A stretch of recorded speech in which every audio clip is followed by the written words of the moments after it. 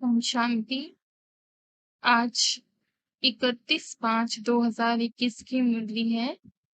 आज की मुरली में बाप दादा कहते हैं, मीठे बच्चे, यह दुनिया कब्रिस्तान होने वाली है, इसीलिए इससे दिल नहीं लगाओ, परिस्तान को याद करो। बाबा आज इस कब्रिस्तान माना जहां पर दुनिया दुखों से जुड़ी हुई है, उस दुनिया से दिल हटाने के लिए कह रहे हैं और परिस्तानी दुनिया से दिल लगाने के लिए कह रहे हैं, ताकि इस दुनिया में रहते हुए भी हम सुख की दुनिया को याद कर सकें और सुख की दुनिया में रह सकें। फिर बाबा ने प्रश्न पूछते हैं, तुम गरीब बच्चों जैसा खुश नसीब दुनिया में कोई भी नहीं, क्यों? तुम गरीब बच्चों जैसे खुश नसीब दुनिया में कोई भी नहीं, क्यों? उत्तर में बाबा कहते हैं, क्योंकि तुम गरीब बच्चे ही डायरेक्ट उस बाप के बने हो जिससे सदगति का वर्षा मिलता है। गरीब बच्चे ही पढ़ते हैं। साहूकार यदि थोड़ा पढ़ेंगे भी तो उन्हें बाप की याद मुश्किल से रहेगी। तुम्हें तो अंत में बाप के सिवाय और कुछ भी याद नहीं आएगा, इसलिए तुम सबसे खुश नसीब हो। आज का गीत है, दिल का सहारा टूट ना जाए। बच्चों प्रति बाप समझा रहे हैं और बच्चे समझ रहे हैं कि अभी यह जमाना कब्रिस्तान बनने वाला है। पहले यह जमाना परिस्थान था, अब पुराना हो गया है, इसलिए इनको कब्रिस्तान कहते हैं। बाबा कहते कि सबको कब्र दाखिल होना है। कब्र दाखिल माना जो पुरानी चीज होती है वह मिट्टी में मिल जाती है। यह सिर्फ तुम बच्चे ही जानते हो, दुनिया में और कोई नहीं जानते। कुछ जो बाहर के लोग होते हैं, विलायत वाले हैं, उनको मालूम हो जाता है कि कब्र दाखिल होने का समय दिखता है। उन्हें पता चल जाता है कि अब उन्हें शरीर छोड़ना है।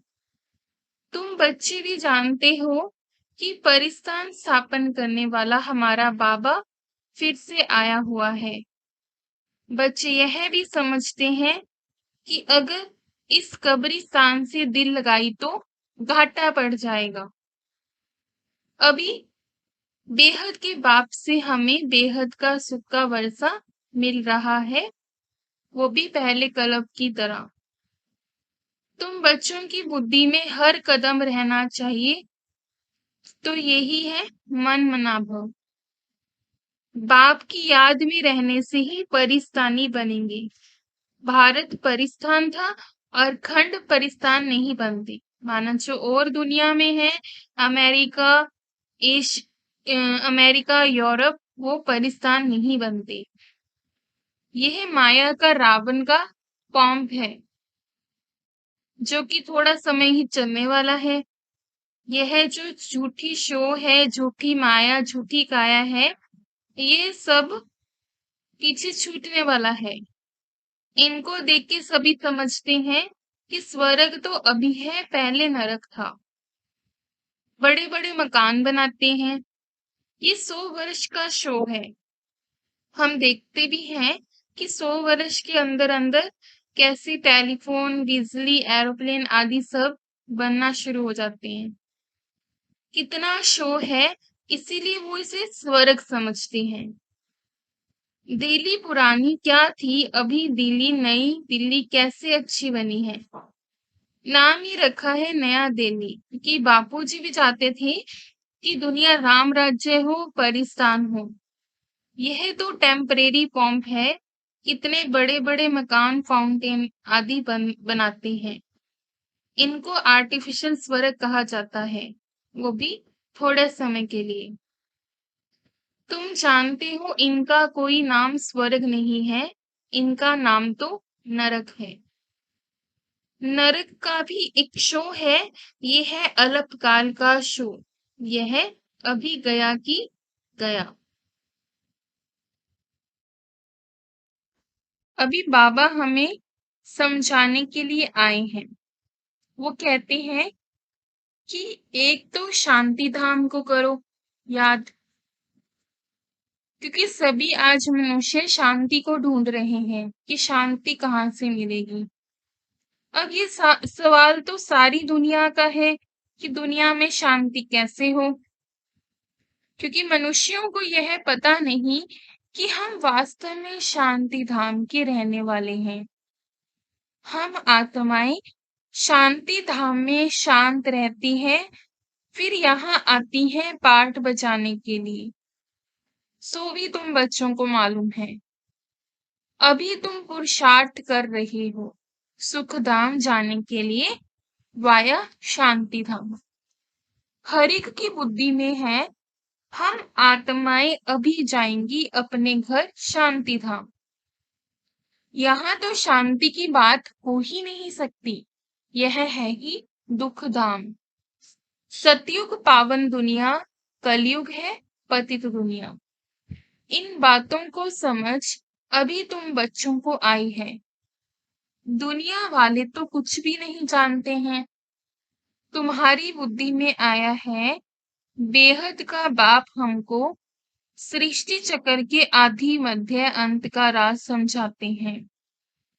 फिर कैसे धर्म स्थापक आकर धर्म स्थापना करते हैं। अब सृष्टि में कितने अथाह मनुष्य हैं, भारत में भी बहुत हैं। भारत जब स्वर्ग था तब बहुत साहूकार थे और कोई धर्म नहीं था। तुम बच्चों को रोज रिफ्रेश किया जाता है। रिफ्रेश माना कि हमारे मन में सब कुछ, हमारी बुद्धि में सारी बातें बाबा फिर से डालते हैं। बाबा कहते हैं बाप और वर्षे को याद करो। भक्ति मार्ग में भी यह चला आता है। हमेशा उंगली दिखाते हैं कि परमात्मा को याद करो। भक्ति मार्ग में भी दिखाया जाता है कि उस परमात्मा को याद करो। परमात्मा अथवा अल्लाह वहां है, परंतु सिर्फ ऐसे ही याद करने से कुछ होता थोड़े ही है। उनको यह भी पता नहीं है कि याद से क्या फायदा होगा, उनके साथ हमारा क्या संबंध है, जानते ही नहीं। दुख के समय पुकारते हैं हे राम, लेकिन ये याद कौन करता है, आत्मा याद करती है। परंतु उनको यह पता ही नहीं कि सुख शांति किसको कहा जाता है। तुम्हारी बुद्धि में आता है कि हम सब एक बाप की संतान हैं, तो फिर दुख क्यों होना चाहिए। बेहद के बाप से सदा सुख का वर्षा मिलना चाहिए।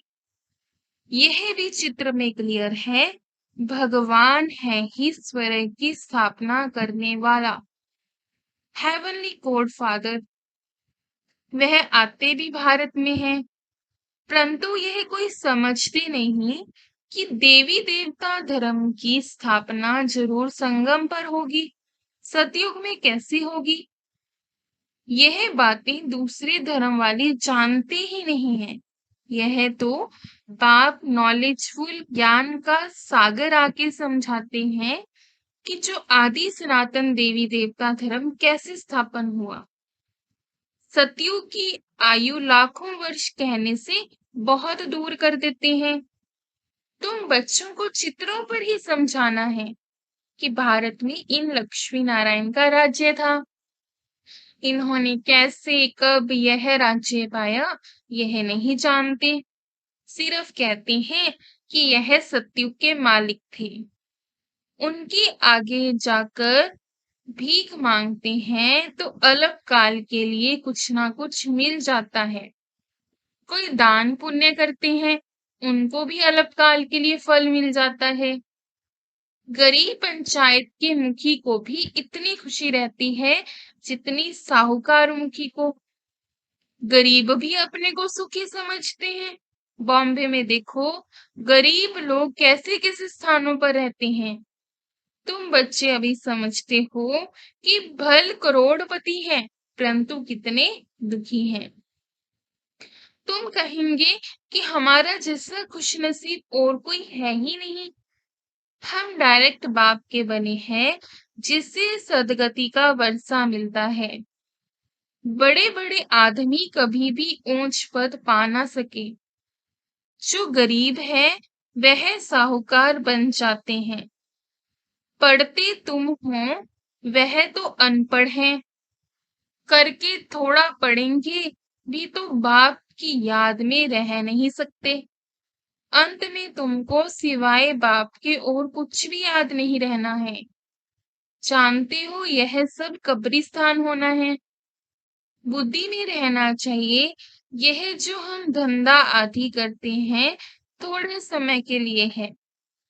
धनवान लोग धर्मशालाएं आदि बनाते हैं, वह कोई धंधे के लिए नहीं बनाते हैं। जहाँ तीर्थ वहां धर्मशालाएं नहीं हो तो कहाँ रहे। इसीलिए साहूकार लोग भी धर्मशालाएं बनाते हैं। ऐसे नहीं कि व्यापारी लोग आकर व्यापार करें। धर्मशाला तीर्थ स्थानों पर बनाई जाती है। अब तुम्हारा सेंटर बड़े से बड़ा तीर्थ है। तुम्हारे सेंटर्स जहां जहां हैं वे बड़े से बड़े तीर्थ हैं, जहां से मनुष्यों को सुख शांति मिलती है। तुम्हारी यह गीता पाठशाला बड़ी है, यह सोर्स ऑफ इनकम है। इससे तुम्हारी बहुत आमदनी होती है।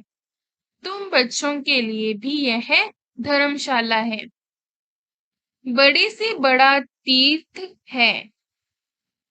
तुम बेहद के बाप से बेहद के बरसे को लेते हो। इस जैसा बड़े से बड़ा तीर्थ कोई होता नहीं। उन तीर्थों पर जाने से तो तुमको कुछ भी मिलता नहीं। यह भी तुम समझते हो कि भक्त लोग बड़े प्रेम से मंदिर आदि में चरणामृत लेते हैं। समझते हैं उनसे हमारा हृदय पवित्र हो जाएगा। परंतु वह तो पानी है। यहाँ तो बाप कहते हैं मुझे याद करो तो वर्षा मिलेगा। अभी बेहद के बाप से तुमको अविनाशी ज्ञान रत्नों का खजाना मिलता है। अक्सर करके शंकर के पास जाते हैं। समझते हैं कि अमरनाथ ने पार्वती को कथा सुनाई, तभी तो कहते हैं भर दे झोली। तुम अविनाशी ज्ञान रत्नों से झोली भरते हो। बाकी अमरनाथ कोई एक को थोड़ी बैठकर कथा सुनाएगा।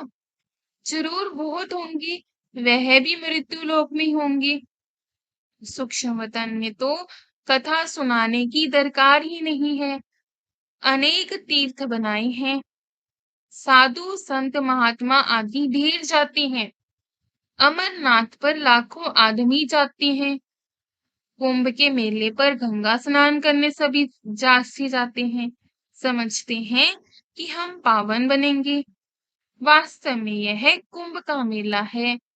वह मेले तो जन्म जन्मांतर करते आए हैं, और यह मेले तो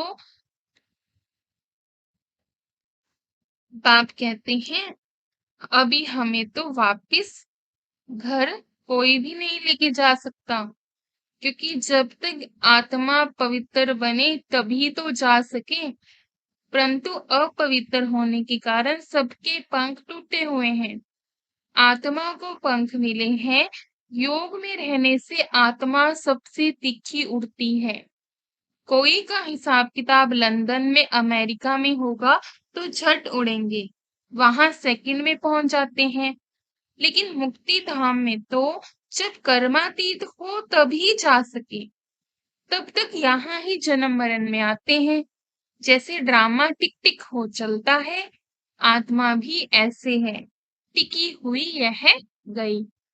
इन जैसी तिखी और कोई चीज होती नहीं। ढेर की ढेर सब आत्माएं मूल वतन में जाने वाली हैं। आत्मा को कहाँ का कहाँ पहुंचने में देरी नहीं लगती। मनुष्य यह बात समझते नहीं। तुम बच्चों की बुद्धि में आता है कि नई दुनिया में जरूर थोड़ी आत्माएं होंगी और वहां बहुत सुखी होंगे। वही आत्माएं अब 84 जन्म भोगकर बहुत दुखी हुई हैं। तुमको सारे चक्र का मालूम पड़ा है।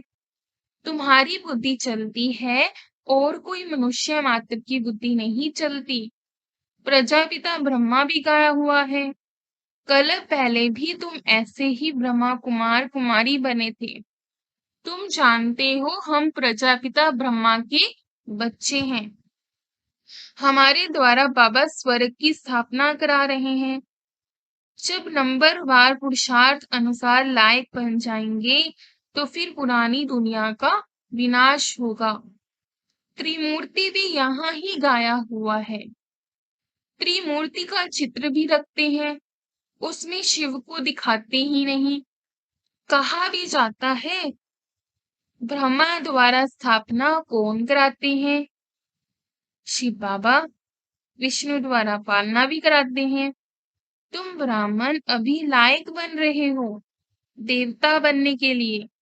अभी तुम वह पाठ बजा रहे हो, कलप के बाद फिर बजाएंगे।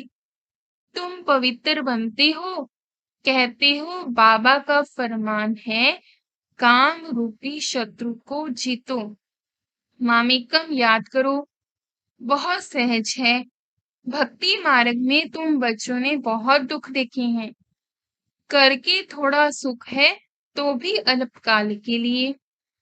भक्ति में साक्षात्कार होता है सो भी अल्पकाल के लिए तुम्हारी आश पूरी होती है। यह साक्षात्कार होता है वह भी मैं कराता हूँ क्योंकि ड्रामा में नूंद है। जो पास्ट हुआ second by second drama shoot किया हुआ है। ऐसे नहीं कहते कि अब शूट हुआ है, नहीं, यह तो अनादि बना बनाया ड्रामा है। जितने भी एक्टर्स हैं सबका पाठ अविनाशी है। मोक्ष को कोई नहीं पाते हैं। सन्यासी लोग कहते हैं हम लीन हो जाते हैं। बाप समझाते हैं तुम अविनाशी आत्मा हो। आत्मा बिंदी है, इतनी छोटी सी बिंदी में 84 जन्मों का पाठ मिला हुआ है। यह चक्कर चलता ही रहता है।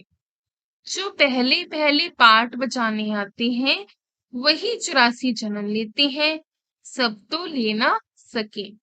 तुम्हारे सिवाय और कोई की बुद्धि में यह नॉलेज नहीं है। ज्ञान का सागर बाप एक ही है। तुम जानते हो कि हम बाप से वर्षा ले रहे हैं। बाप हमको पति से पावन बनाते हैं, सुख और शांति का वर्षा देते हैं। सतयुग में दुख का नाम निशान नहीं होता। बाप कहते हैं आयुष्मान भव, धनवान भव। निवृत्ति मार्ग वाले ऐसे आशीर्वाद दे ना सके। तुम बच्चों को बाप से वर्षा मिल रहा है। सतयुग त्रेता है सुखधाम, फिर दुख कैसे होता है यह भी कोई नहीं जानते। देवताएं वाम मार्ग में कैसे जा सकते हैं, वह निशानियां हैं। जगन्नाथपुरी में देवताओं के चित्र ताज आदि पहने हुए दिखाते हैं, फिर गंदे चित्र भी बनाए हैं, इसलिए उनकी मूर्ति भी काली रखी है। जिससे सिद्ध होता है देवताएं वाम मार्ग में जाते हैं तो अंत में बिल्कुल काले बन पड़ते हैं। अभी तुम जानते हो भारत कितना सुंदर था, फिर तमो प्रधान भारत को बनना ही है, वो भी ड्रामा के प्लान अनुसार। अभी संगम पर तुमको यह नॉलेज है। बाप है नॉलेजफुल। तुम्हारा एक ही बाप टीचर गुरु तीनों है। यह सदैव बुद्धि में रहे कि शिव बाबा हमको पढ़ाते हैं। यह बेहद की पढ़ाई है जिससे हम नॉलेजफुल बन गए हैं। वो कहते हैं सर्वव्यापी है, लेकिन तुम कहते हो वह पतित पावन है। दोनों में कितना रात दिन का फर्क है।